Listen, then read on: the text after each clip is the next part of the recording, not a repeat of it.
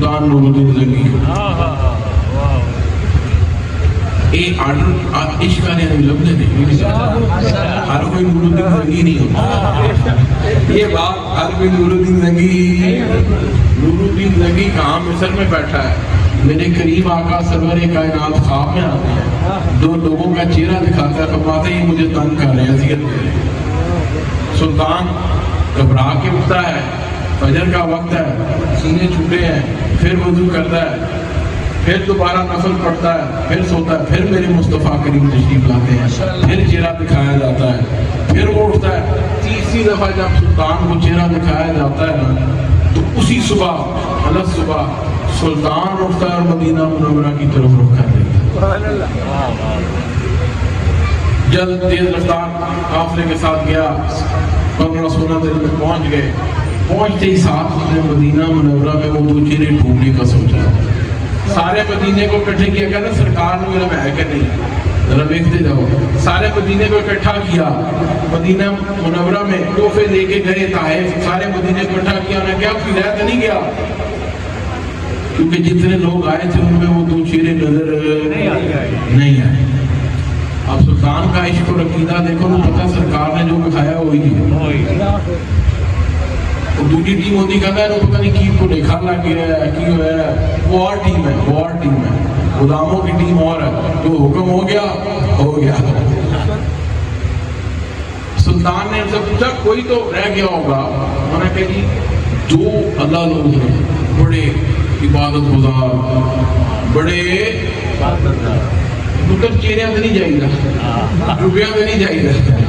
امام گستاخوں کے جبے چہرے آئی ہمیں قبول نہیں. جب میرے سرکار کا غلام ہو، میں نے کپڑے کیوں نہ ہو، عشق رکھتا ہو میرے سرکار کا، سارے سینے نہیں چھٹے گی.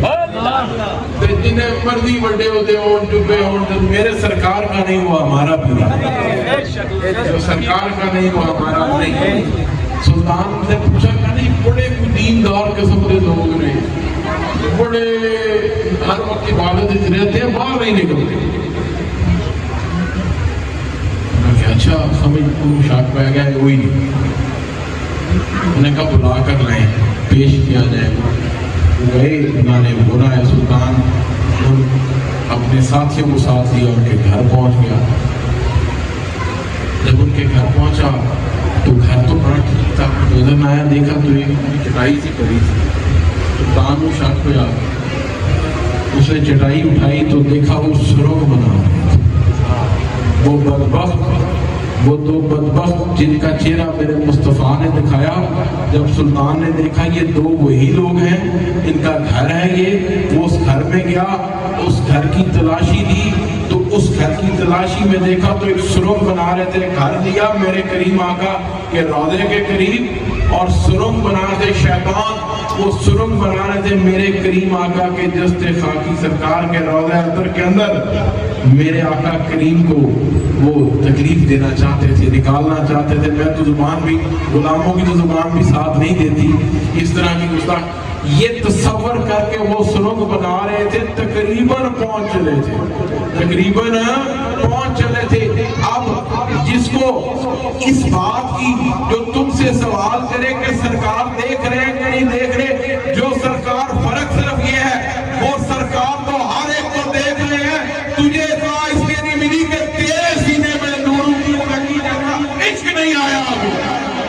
سینہ روشن کر اس کے مصطفیٰ سے ان راہوں پہ چل جن پہ کوئی داتا چلا، کوئی میرا غوث پاک چلے، کوئی بابا جی چلائی چلے، کوئی پیر دار بادشاہ چلے. ان راہوں پہ چل کے